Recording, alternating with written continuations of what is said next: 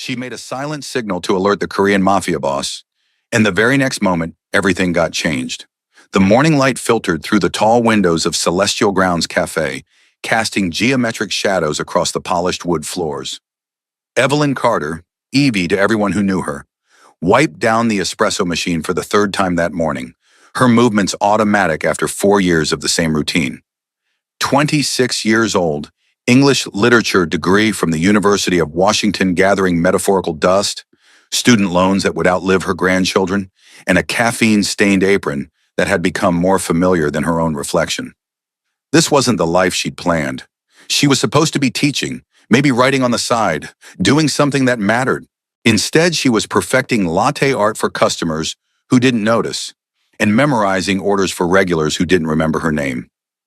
"Table 7 needs water," called Jasmine, the other morning server, rushing past with a tray of breakfast sandwiches. "And the guy at 12 keeps staring at you. Like, intensely staring. It's either really romantic or really creepy, and I can't tell which."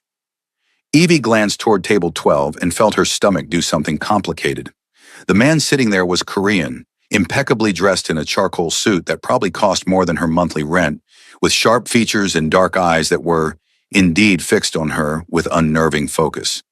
He'd been coming in every Thursday morning for the past month, always alone initially, always ordered an Americano, 2 shots, no sugar, and always left a tip that was generous without being ostentatious. But today was different. Today he had company. 4 men sat at his table, and Evie had learned to read body language in her years serving everyone from tech bros to street kids.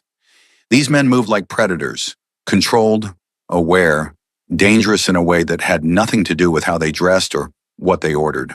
Bodyguards, she'd assumed, or business associates in an industry where business meant something complicated. "Evie, seriously, he's still staring," Jasmine hissed. "Do you know him? Should I be worried? Should we call someone?" "He's just a customer," Evie said, grabbing the water pitcher. But her pulse had kicked up a notch because Jasmine was right. The man was staring, and there was something in his gaze that felt different today.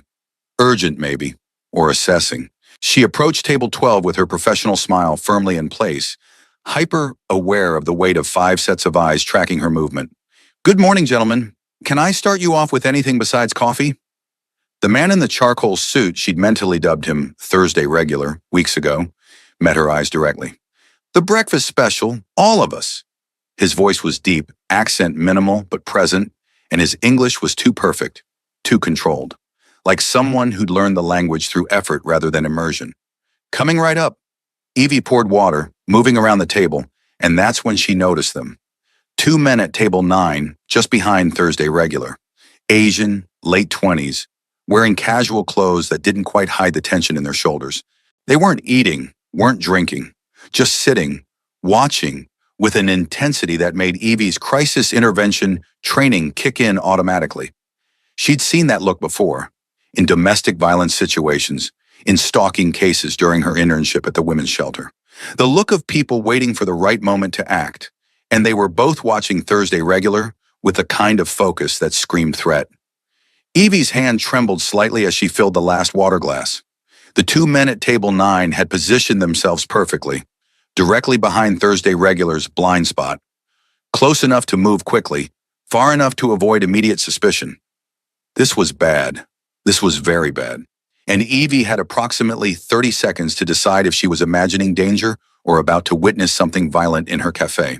She looked at Thursday regular, saw him reviewing something on his phone, completely unaware of the threat behind him. His bodyguards, if that's what they were, faced outward, scanning the room, but missing the 2 men who'd positioned themselves so carefully. Evie made a choice. "Sir," she said, voice steady despite her racing heart, "I forgot to mention, we have a new special roast today. Ethiopian, very bold. I think you'd appreciate it." Thursday. Regular looked up, confusion flickering across his features because he hadn't asked about coffee. His companion shifted, attention sharpening. Evie held his gaze, then deliberately, slowly, raised her right hand, shaped it into a gun, index finger extended, thumb up, 3 fingers curled, and brought it to her temple, pointing backward toward table 9. The universal gesture. "Gun, behind you." Thursday. Regular's eyes widened fractionally. His expression didn't change otherwise. No panic, no obvious reaction. But something shifted in his posture. Alert now. Aware. Ethiopian, he said slowly, pulling out his phone. That does sound interesting. Thank you for the recommendation. His fingers moved across the screen. Quick, precise. A text, Evie realized. Calling for backup or alerting the men already with him.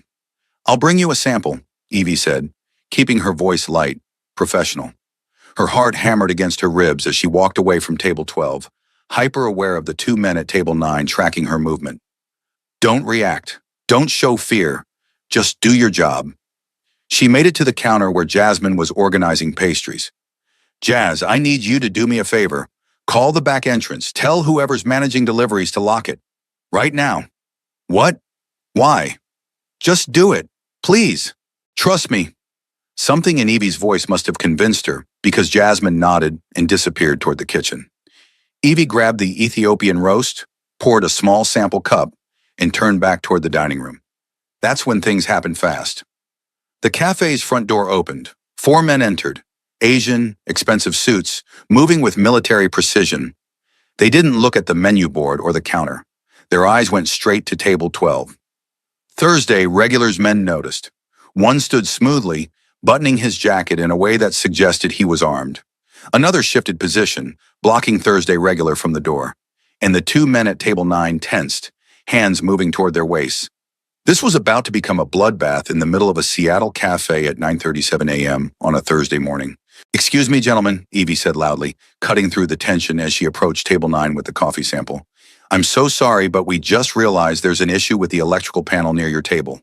For safety reasons, we need everyone to move to the other side of the cafe. It was complete bullshit.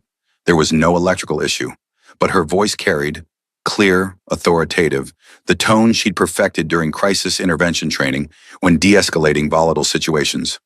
The 2 men at table 9 looked at her, confused and annoyed. One started to protest in accented English. We're fine here. It's not optional, I'm afraid. Evie interrupted firmly. Cafe policy. I can move you to a much better table. By the window, more privacy.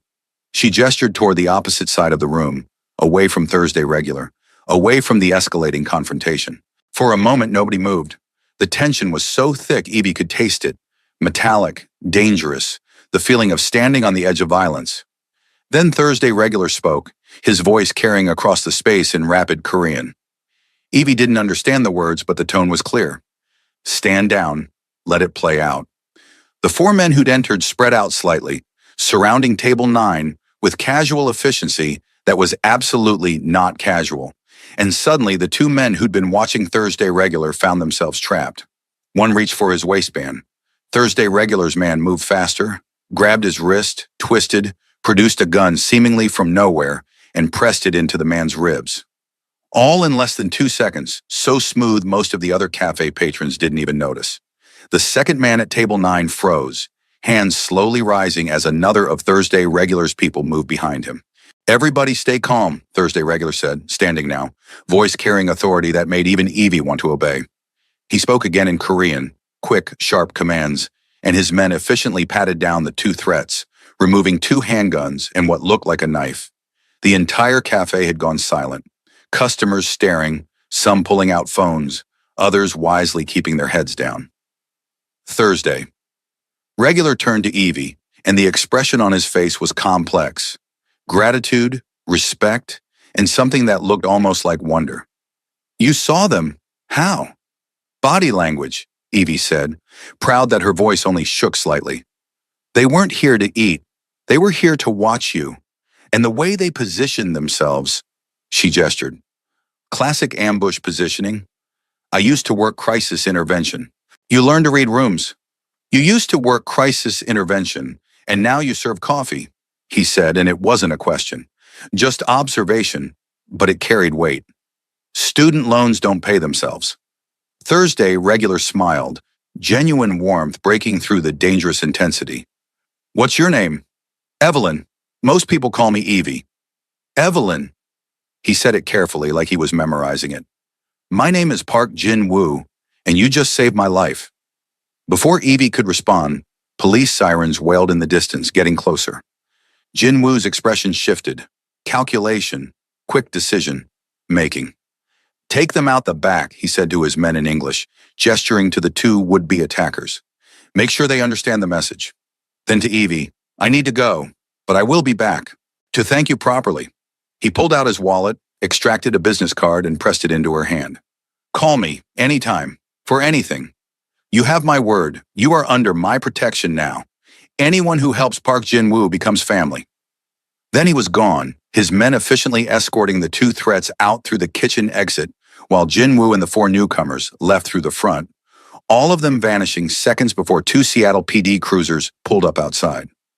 Evie stood in the middle of the cafe, business card in her shaking hand, customers erupting into chaos around her, and realized with absolute certainty that her life had just gotten exponentially more complicated. What? Jasmine said, appearing at her elbow. The actual fuck just happened? I think... Evie stared at the card. Embossed letters, phone number, nothing else. Just a name. Park Jin-woo. I think I just made a very powerful friend, or a very dangerous enemy. I honestly can't tell which. Girl, that man looked at you like you hung the moon. That was not enemy territory. That was I'm going to send you flowers and possibly marry you territory. Don't be ridiculous. He was just grateful I warned him about... Evie gestured vaguely at the now empty table 9. Whatever that was an assassination attempt. In our cafe. Holy shit, Evie. That was an actual assassination attempt. And you stopped it by pretending there was an electrical problem. Jasmine's voice pitched higher. We need to talk about your danger assessment skills because this is not normal. The police came in then, asking questions neither Evie nor Jasmine could adequately answer. Yes, there had been a confrontation. No, nobody was hurt. Yes, some men left through the back, but they were gone now. No, they didn't know names or details. It wasn't technically lying. It was just selective truth-telling, which Evie justified by telling herself she was protecting the cafe, protecting the other customers, protecting herself from getting tangled up in whatever world Jin-woo inhabited. But as she gave her statement, Park Jin-woo's business card burned like a brand against her palm, and she couldn't quite convince herself that protection was the only reason she'd kept his identity to herself. The cafe closed early. The owner, Michael Chen, a second-generation Chinese-American who'd built Celestial Grounds from a food truck into a neighborhood institution, sent everyone home with pay after the police finally left. Evie, he said, pulling her aside, what really happened today? She met his eyes, saw the concern there, the worry. Michael was a good boss, fair, kind. He deserved the truth. A regular customer was about to be attacked. I warned him. He handled it. That's all. That's not all? Michael's expression was serious. Evie, I've run this place for 12 years. I know the neighborhood, know the various interests that operate in the international district. That man, Park Jin-woo, he's not just a regular customer. Do you know who he is? No, should I? Michael hesitated, then sighed. He's the head of one of the Korean organized crime families. Young only took over a few years ago when his father died. Reputation for being smart, strategic, less violent than his father but no less dangerous. And now he knows your name. Ice flooded Evie's veins. Organized crime, as in Mafia. As in yes. Evie, you saved his life today. That creates a debt in their world, an obligation, which means... He ran a hand through his graying hair, which means you're going to hear from him again. And when you do, be very, very careful. These aren't people who take no well. I wasn't trying to get involved in anything. I just saw someone in danger and reacted. I know, that's what worries me. Michael's expression was kind but sad. You're a good person, Evie. You see someone hurting, you help. But in their world, kindness gets interpreted as loyalty. Loyalty creates obligations. And obligations? He trailed off, not needing to finish. Evie walked home in a daze, Seattle's gray afternoon pressing down like a weight. Her studio apartment felt smaller than usual when she finally made it inside. Fourth-floor walk-up in a building that had seen better decades, but it was hers, paid for by coffee stains and forced smiles. She pulled out Jin-woo's business card, studied it in the fading light. Just a name and number. No company, no title, nothing to indicate what he actually did. But Michael's words echoed. Organized crime, Mafia, Dangerous. She should throw the card away, should forget this morning ever happened, should absolutely, definitely not call a man who apparently ran a criminal empire. Her phone buzzed, unknown number. Evie almost didn't answer, but curiosity won out. Hello? Evelyn. Jin Woo's voice, warm and somehow intimate despite coming through electronics. I hope I'm not disturbing you. I wanted to make sure you were all right after this morning. I'm fine, just processing. That was a lot. It was, and I'm sorry you were exposed to it. Violence is part of my world, but it shouldn't have touched yours. A pause. I owe you a debt, Evelyn. You saved my life. In my culture, in my family's tradition, that creates an obligation I take very seriously. You don't owe me anything. I just did what anyone would do. No, you did what almost no one would do. You saw danger, assessed the situation, and acted to protect someone you didn't know. Most people freeze, or run, or pretend not to see. You're extraordinary. There was that word again. Extraordinary. 2 people in 2 minutes calling her that when she'd spent 4 years feeling decidedly ordinary. I'm just a waitress who reads body language well. That's not extraordinary. You're a crisis intervention specialist serving coffee to pay student loans. Jin Woo corrected gently. That's different. And Evelyn, I'd like to thank you properly. May I take you to dinner? Every rational cell in Evie's brain screamed no. This was a criminal, a dangerous man from a dangerous world. Getting involved would be catastrophically stupid. But another part of her, the part that had been dying slowly under the weight of student loans and shattered dreams, whispered, why not? When was the last time someone had looked at her with genuine interest? When had anyone called her extraordinary and meant it? Just dinner? She heard herself ask. Just dinner. I promise. No business, no danger, no pressure, just a chance to say thank you and to get to know the woman who saw what trained bodyguards missed. I need to think about it. Of course. Take all the time you need.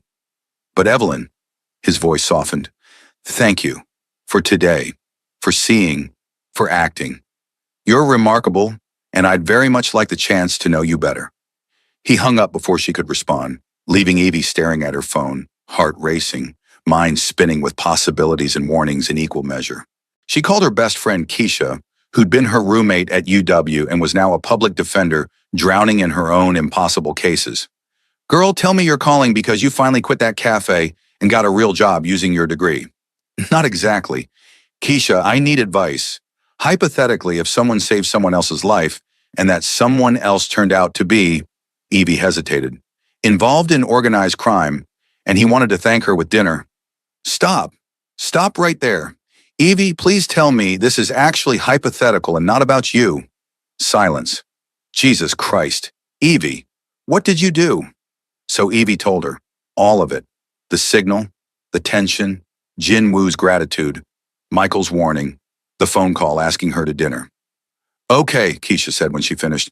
Okay. First of all, that was incredibly brave and incredibly stupid, and I love you and want to kill you simultaneously. Second, you cannot go to dinner with this man. Evie, I work in the legal system. I see what organized crime does to people. It's not romantic. It's not exciting. It's dangerous, violent, and it destroys lives. I know, you're right. I should forget this happened. But you're not going to, are you? Not a question. I don't know. Keisha, when he said I was extraordinary, I felt something I haven't felt in 4 years. Like I mattered. Like I was more than just someone taking orders and pretending to smile. Honey, you matter regardless of what some dangerous man thinks. Do I? Because I don't feel like it. I feel like I'm drowning in debt and dead-end work and watching my life pass by while I wait for things to magically get better. Evie's voice cracked. What if this is my chance for something different? Something that makes me feel alive again? Or something that gets you killed? But Keisha's voice had softened. Look, I get it. I really do. But Evie, promise me, if you do this, if you see him again, keep your eyes open. Don't let attraction blind you to danger. These men are good at making you feel special while using you for their own purposes. I promise, eyes wide open. After they hung up, Evie lay in bed staring at the ceiling, Jin Woo's business card on her nightstand, mind replaying the morning's events on loop. She should throw the card away, should block his number, should put as much distance as possible between herself and Park Jin-woo's dangerous world. But as she finally drifted towards sleep, she couldn't quite convince herself she would. Evie didn't call. For 3 days, she didn't call, didn't text, tried to convince herself she'd made the right choice by staying away. Work continued as normal. Customers came and went. The cafe buzzed with gossip about Thursday's incident, but nobody knew the real story except Evie, Jasmine, and Michael. On Sunday afternoon, during the post-brunch lull, Jasmine nudged her. "Evie, delivery guy at the door. For you, specifically." Evie looked up to see a young Korean man in a crisp suit holding a large bouquet. Not roses, but sunflowers. Vibrant and impossibly cheerful. He approached the counter directly. "Evelyn Carter? That's me. These are for you." He set the sunflowers down, then handed her a small envelope. "And this. Have a good day, Miss Carter." He left before she could ask questions, and Evie was left staring at the most beautiful bouquet she'd ever received. The card inside read, in elegant handwriting, "Sunflowers because they turn toward light. And you reminded me that light still exists in dark places. No pressure, no obligation, just gratitude." "Jin-woo! Oh my God," Jasmine breathed, reading over her shoulder. "Evie, that's the most romantic thing I've ever seen. Please tell me you're calling him. Please. It's just flowers. It's sunflowers with a poetic note from a gorgeous, powerful man who thinks you're extraordinary. That's not just flowers. That's a declaration." Michael appeared from the back, took one look at the bouquet and sighed. "He's persistent. I haven't called him. I didn't encourage this." "I know. But Evie," Michael's expression was complicated. "In his world, gratitude requires expression. He's not trying to pressure you. He's trying to honor a debt he feels he owes. That's actually respectful in its way." "You think I should see him?" Evie couldn't keep the surprise from her voice. "I think you're going to see him regardless of what I think. So if you're going to do it anyway, do it smart. Keep your guard up. Remember who he is, but also," Michael's voice softened, "also remember that dangerous people can still be good people trapped in bad situations. Judge him by his actions, not just his reputation." That evening, Evie finally texted the number on Jin-woo's card. "Thank you for the sunflowers. They're beautiful." His response came within seconds. "Not as beautiful as the woman they're for." "Have you thought about dinner?" Evie stared at her phone for a full minute before typing, "One dinner, somewhere public. To say thank you properly, tomorrow night. I know the perfect place. I'll send a car at 7. I can drive myself. I know you can. But please, let me do this properly. It matters to me." Against every bit of common sense, Evie found herself agreeing. "Okay. 7 p.m. She immediately called Keisha. "I'm doing something stupid." "How stupid?" "Dinner with Jin-woo stupid." A long pause, then, Okay. If you're doing this, we're doing it right. Send me all his information. Name, where you're going, when you'll be back. I want check-in texts every hour. And Evie, I love you, but if you end up dead, I'm going to kill you." That doesn't make sense. Neither does dating a crime boss, but here we are. The car that arrived Monday evening was sleek but not ostentatious. A black sedan with a professional driver who opened doors and made polite small talk without being invasive. He drove her to a restaurant in the International District. Small, intimate, the kind of place that clearly catered to those who knew about it rather than advertised.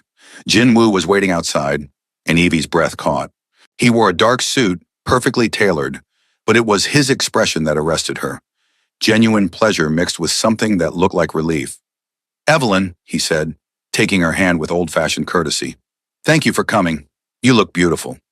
Thank you for the sunflowers. That was thoughtful. I wanted to get something that matched who you are. Bright, warm, impossible to ignore." He smiled. Roses seemed too obvious. He led her inside, and Evie realized immediately this wasn't a typical restaurant. Private, exclusive, with a single table set in a room that felt more like someone's elegant dining room than a commercial space. "I wanted somewhere we could talk freely," Jin-woo explained, pulling out her chair. "Somewhere you'd feel comfortable." "This is comfortable for you? Private dining rooms and..." Evie gestured at the opulent surroundings. "Whatever this is safety. In my world, public spaces are dangerous.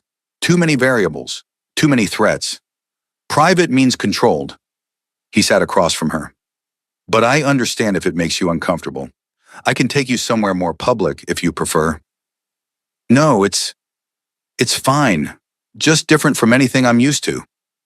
They ordered Jinwoo, clearly familiar with the menu, Evie trying not to feel overwhelmed by options that didn't list prices, and then they were alone with nothing but possibility and tension between them.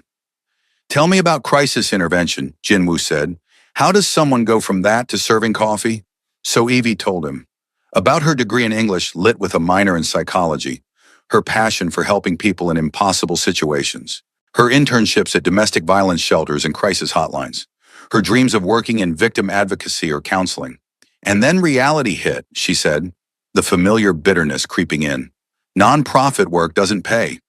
I graduated with $60,000 in student loans and job offers that maxed out at $30,000 a year. I couldn't survive on that, couldn't pay rent and loans and still eat. So I took a job at the cafe. Temporary, I told myself. Just until I figured things out. That was 4 years ago. That was 4 years ago, Evie confirmed. And now I'm 26, serving coffee, watching my degree collect dust while I pretend I'm okay with it. Jinwoo studied her with those intense dark eyes. What if you could go back to crisis intervention, victim advocacy, the work you trained for? Would you? In a heartbeat, but that's not realistic. I can't afford to take a pay cut, can't afford more school if I wanted to specialize. I'm stuck. What if you weren't? What if someone offered you an opportunity to do the work you love at a salary that would let you actually live? Evie's eyes narrowed. Is this you offering me a job? Because Jinwoo, I appreciate the gratitude, but I'm not interested in working for, she gestured vaguely, whatever your organization is.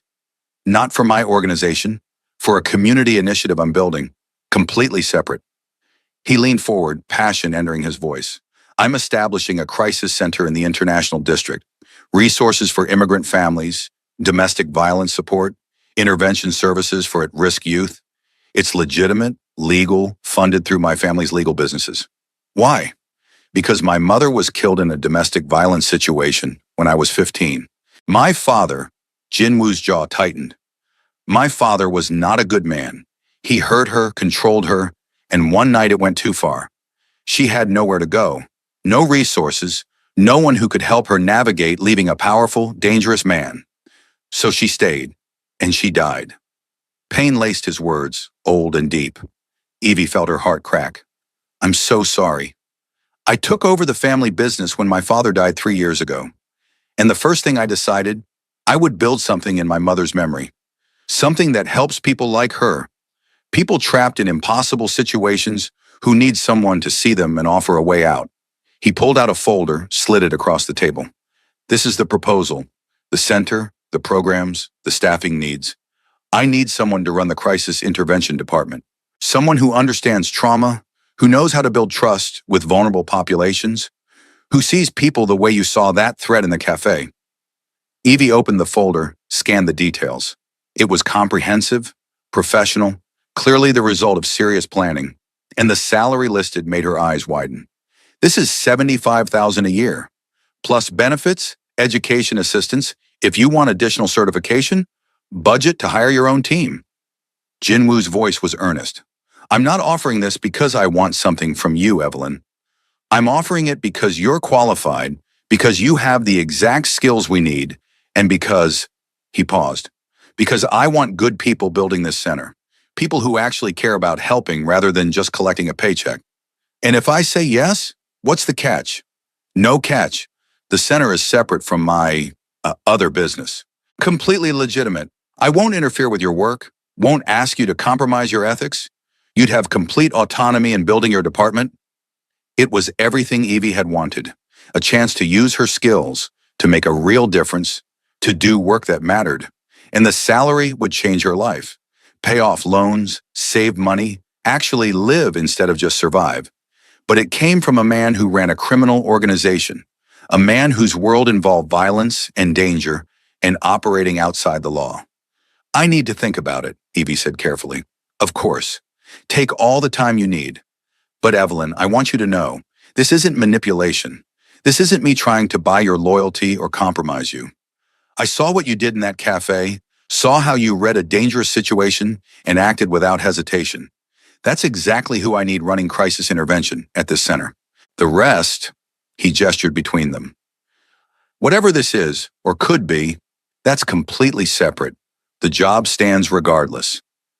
They talked through dinner, 3 courses that Evie barely tasted, too caught up in conversation that ranged from serious to surprisingly funny. Jin Woo had a dry wit that caught her off guard, a vulnerability when talking about his mother that made him seem less dangerous and more human. He told her about taking over the family business at 25, about the impossible balance of honoring his father's legacy while trying to be better than him, about his younger cousins he was raising, about the community that depended on him for protection in ways the legal system couldn't provide. I'm not a good man, he said quietly. My business involves things I'm not proud of. But I'm trying, Evelyn. Trying to transition toward legitimate operations, to build something my mother would have been proud of. The center is part of that, a way to give back to the community that's given my family everything. Why are you telling me all this? Most people would hide the criminal parts. Because I don't want to lie to you. You deserve to know exactly who I am and what I do before you decide anything. About the job, about dinner, about whether you want to know me at all. He met her eyes. I'm dangerous, Evelyn. My world is dangerous. But I promise you, you will always be safe with me. Always. The intensity in his voice made Evie's heart race. This was real. Whatever this was between them, this pull, this attraction, this dangerous possibility, it was real for him too.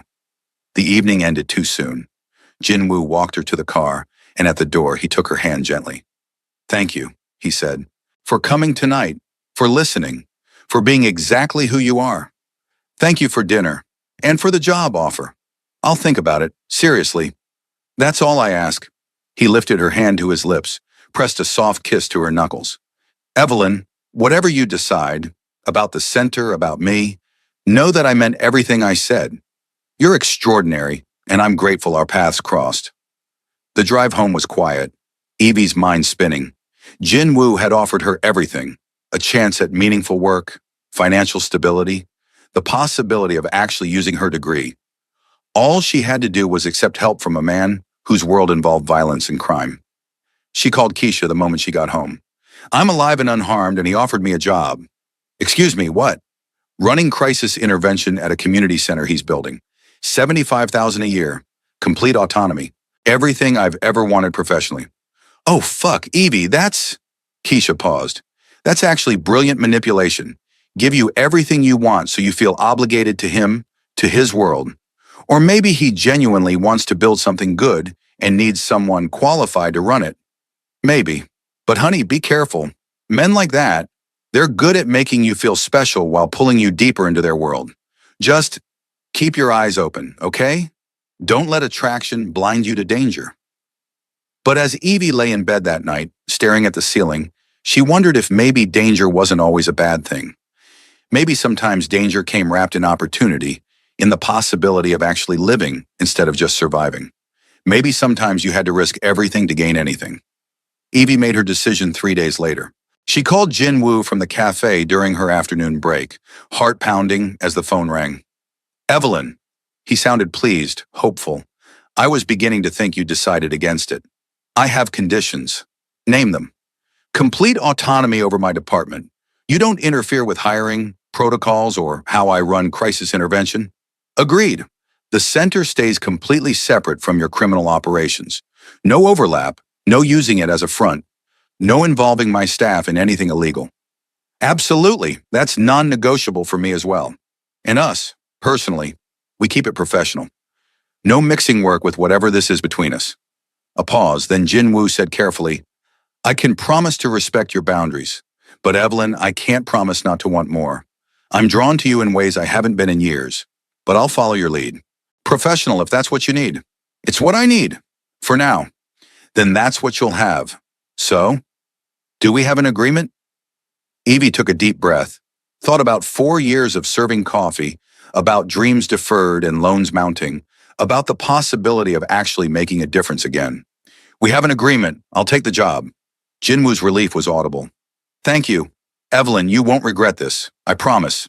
When do I start? Whenever you can. The center opens in 6 weeks. That gives us time to get your department set up, hire staff, develop protocols. Can you give notice at the cafe? I'll tell Michael today. 2 weeks, then I'm yours. A pause waited. I'll hold you to that. They hung up and Evie sat in the back office, staring at her phone, wondering if she'd just made the best decision of her life or signed away her soul. Michael took the news better than expected. You're taking the job with Park Jin-woo. Yes, running crisis intervention at his community center. It's good work, Evie. Legitimate, needed, and honestly, Michael smiled slightly. I think you'll be good for him too. Jin-woo's trying to be better than his father was. Having someone like you in his life might help him actually succeed. I'm just an employee. For now. But that man looks at you like you're the answer to questions he's been asking his whole life. Don't be surprised when just professional becomes complicated. The 2 weeks passed in a blur of training Jasmine to take over her shifts, packing up her locker, saying goodbye to regulars who'd become familiar faces over 4 years. Jin-woo texted occasionally, updates about the center, questions about equipment needs, always professional but with an undercurrent of warmth that made Evie's heart do complicated things. On her last day at Celestial Grounds, Jin-woo came in person. No bodyguards, no entourage.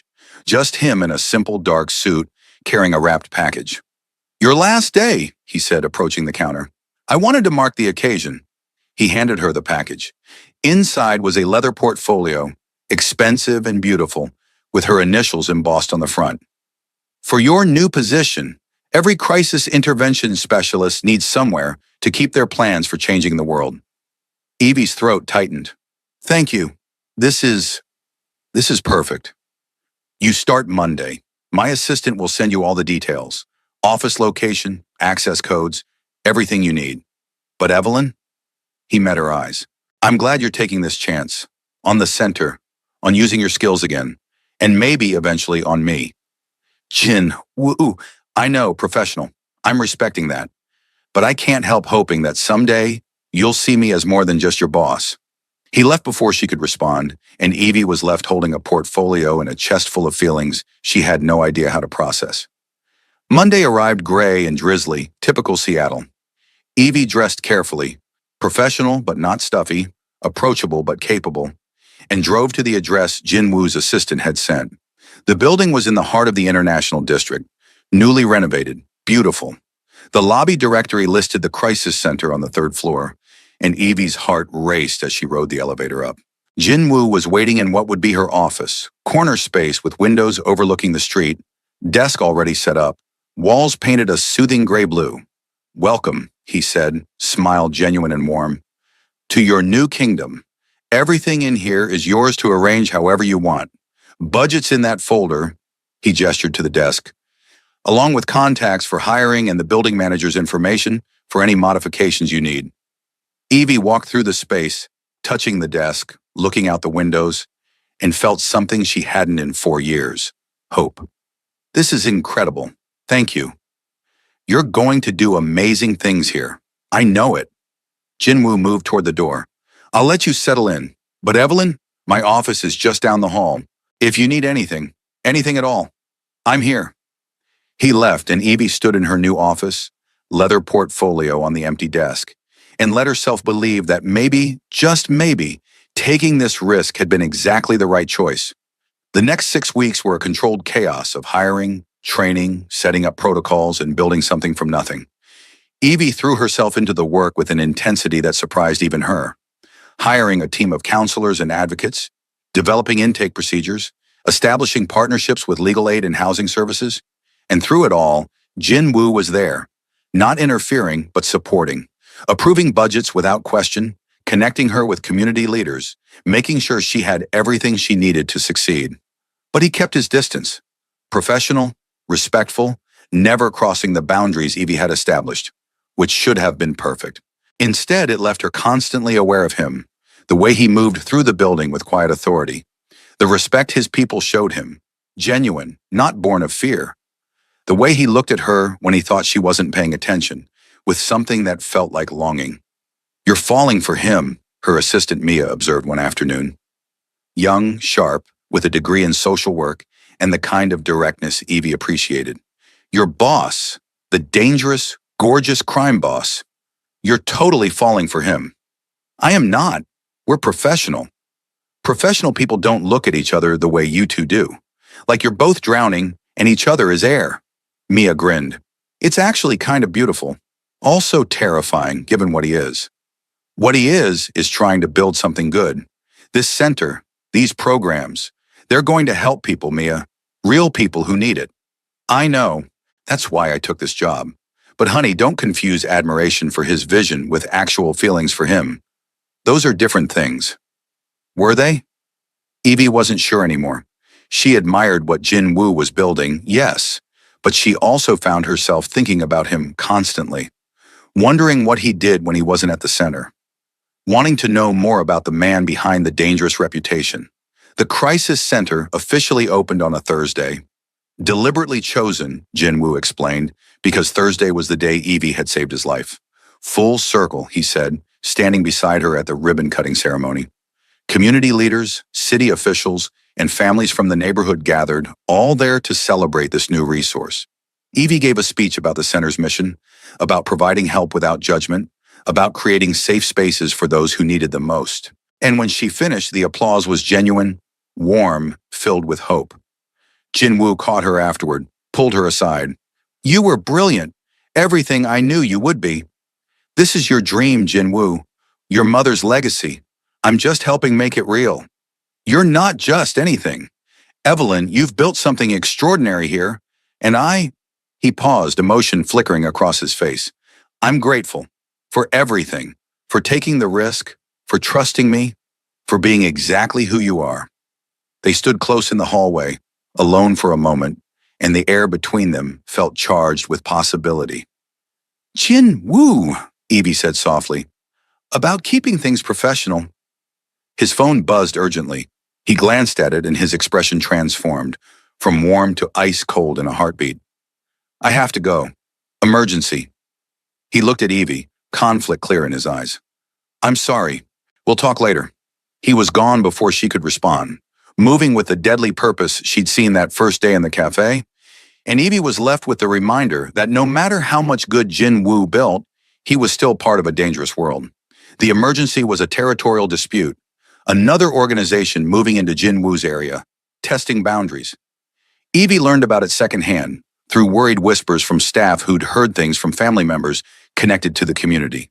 For 3 days, Jin Woo didn't come to the center, didn't call, didn't text, and Evie found herself worried in ways that went far beyond professional concern. On the 4th day, he appeared in her office doorway, looking exhausted. Shadows under his eyes, tension in every line of his body, but whole. Hi, he said quietly. I'm sorry I disappeared. There was a situation that required my attention. Are you okay? I'm alive. That's what matters. He moved into her office, closed the door behind him. Evelyn, I need to tell you something. About my world, about the risks. You don't have to. Yes, I do. Because you're becoming important to me, and you deserve to know exactly what that means. Jin Woo sat in the chair across from her desk. The past 3 days, I was handling a threat to my organization, rival gang, trying to move into our territory. It got violent. People were hurt, though thankfully no one died. Evie's stomach clenched. Did you hurt people? Yes? Kill anyone? No, but I came close, Evelyn, and that's the reality of who I am. When threats arise, I handle them with whatever force is necessary. I'm trying to transition away from this life, but change takes time, and in the meantime, his eyes held hers. I do terrible things to protect what's mine. Why are you telling me this? Because I'm falling for you, and you need to know exactly who you'd be falling for in return. Jin Woo's voice was raw, honest. You need to understand that being with me, even just caring about me, puts you at risk, makes you a target for my enemies. And I can protect you, will protect you with everything I have, but I can't promise you'll be completely safe. Evie's heart pounded. You're falling for me.